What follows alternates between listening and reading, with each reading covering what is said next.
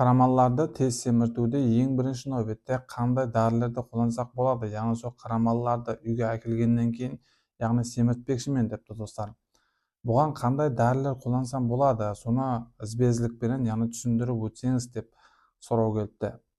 Видеоға лайк басып тұрмын достар. Мен қазір сіздерге бұл хақында мағлұмат беріп өтуге әрекет етемін достар. Видеоны диққатпен ақырына шейін көріңіз достар, сіздерге пайдалы болады деген үміттемін. Достар, яғни ең бірінші нәубетте достар, яғни осы ивермектин деген дәрі инъекция қылынады. Ивермектин деген плюс витамин. Енді достар, ивермектиннің яғни әр түрлісі болады. Мысалы үшін, яғни ивермектин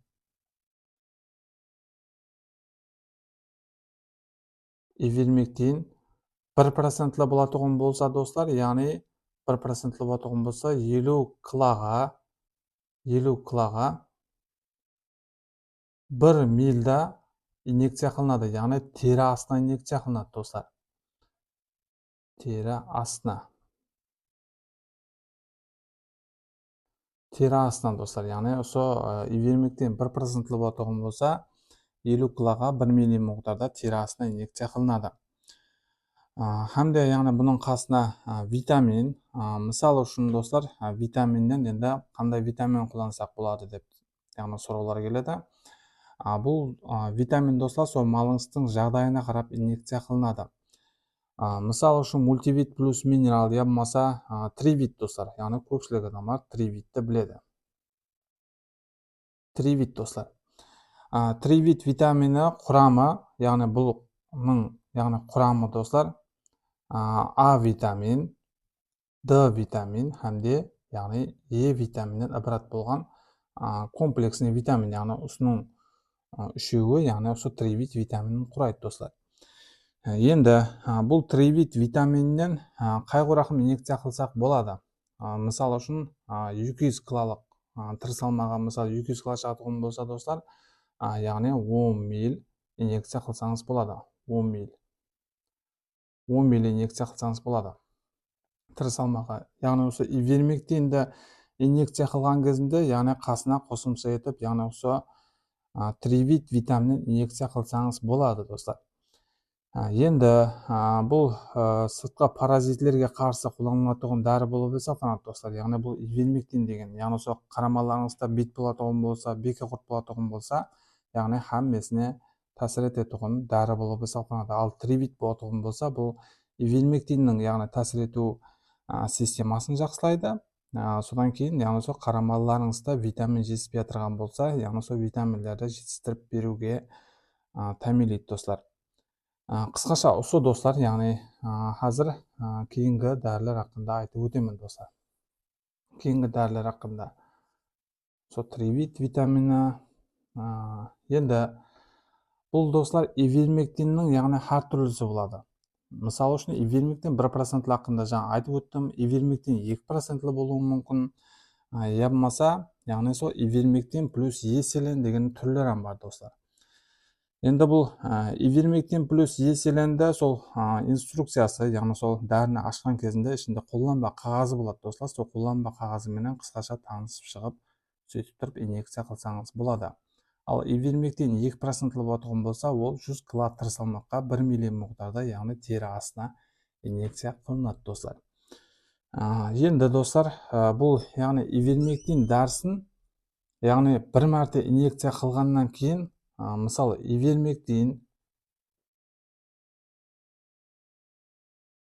ивермектинді достар, яғни бір мәрте инъекция қылғаннан кейін, бір мәрте инъекция қылғаннан кейін достар, екінші мәрте инъекциясы 7 күннен қайталдан инъекция қылынады. 7 күннен достар. Не үшін яғни 7 күннен қайталдан инъекция қылынады достар? Яғни бірінші мәрте инъекция қылған кезінде сіздерге түсінерлі болу үшін, яғни үлкен паразитлер өледі. Ал личинкалар болатын болса, бұл ивермектин дәрісі тәсір етпей қалады, яғни личинкаларына. Ал 7 күннен кейін қайталдан, яғни бұл личинкалар жетілседі, hamde қайталдан инъекция қылынады, яғни осы ивермектин дәрісі 7 күннен кейін. Сол туралы енді достар, сіздерге сіздерге және бір нәрсе, яғни осы ішкі паразитлер. Бұл сыртқы паразиттерге қарсы қолданылады, ивермектин плюс витамин деген, ал ішкі паразиттерге қарсы, яғни дәрілер, мысалы үшін альбен таблетасы. Я болмаса альбендазол 2,5%-лы 10%-лы болады. Альбеннің достар, яғни ақ таблеткасы болады, осындай ақ таблеткасы болады, hamda яғни сопақ көк таблетка болады достар. Осындай сопақ.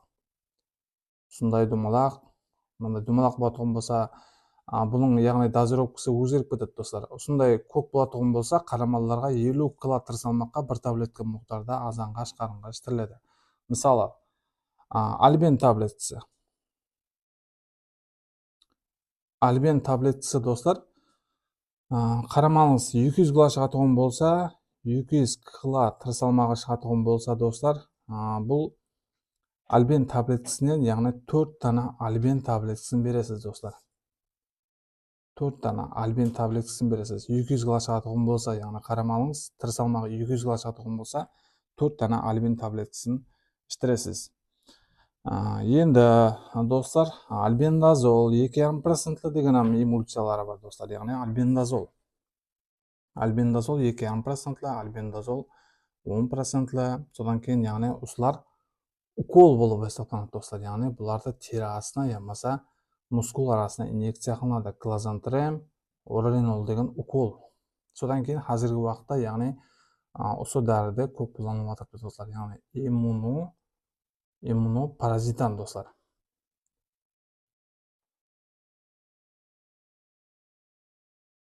Иммунопаразитан деген дәріде бұлда, яғни сол ішкі паразитлерге қарсы қолданылып отырған дәрілерден бірі болып есептелінеді. Қарамаларыңызда достар, яғни сыртқы паразит болса да, ішкі паразит болса да, қарамаларыңыз яғни дерлік өзгермейді. Содан кейін ең ақметлісі достар, рацион болып есептелінеді. Яғни рацион құрамында витамин hamda минерал элементтерге бай болған азықлық затлар болуы керек. Мысалы, біреулер айтады, сол қарамалыма қайнатып берсем жақсы семіре ма, я болмаса сол гүнжара берсем жақсы семіре ма дейді.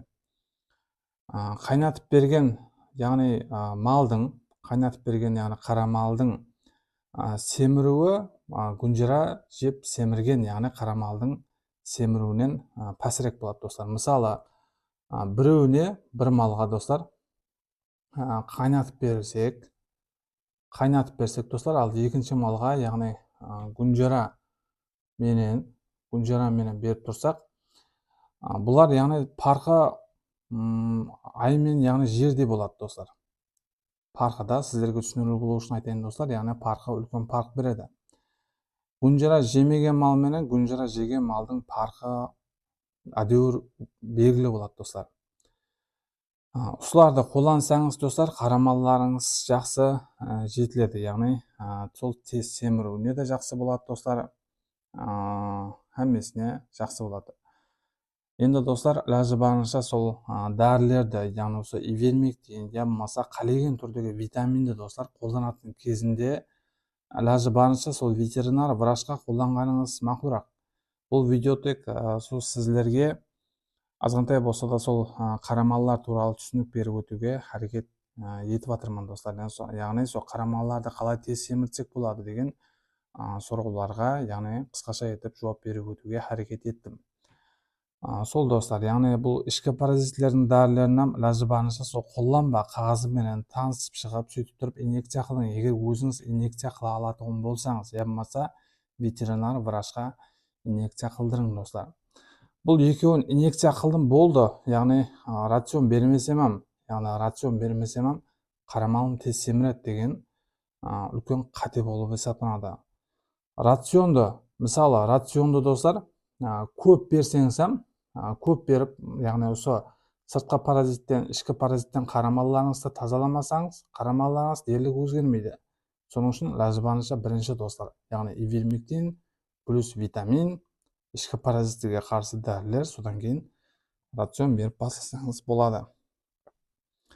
Енді яғни достар, қазіргі уақытта сол қарамаларды тез семіртуде көп қолданылып отырған, яғни осы миоста H деген дәрілер, содан кейін сатсом плюс астоне плюс B12 деген дәрілер, яғни кулланылып атыпты достар. Енді осы затлардан, яғни қарамаларыңызды, яғни сол сыртқы паразитлерден, ішкі паразитлерден тазалап, яғни рацион берсеңіз, жақсы рацион берсеңіз, енді қарамаларыңыз дерлік өзгереді достар.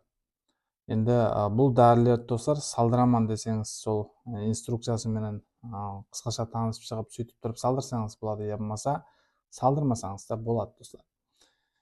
Осы ішкі паразитлерге альбендазол рацион достар. Видео пайдалы болса лайк басып, түсінбей тұрған сұрақтарыңызды комментарияда жазып қалдырыңыз достар. Сіздермен бірге вет доктор Бегалиев Тазабай болды.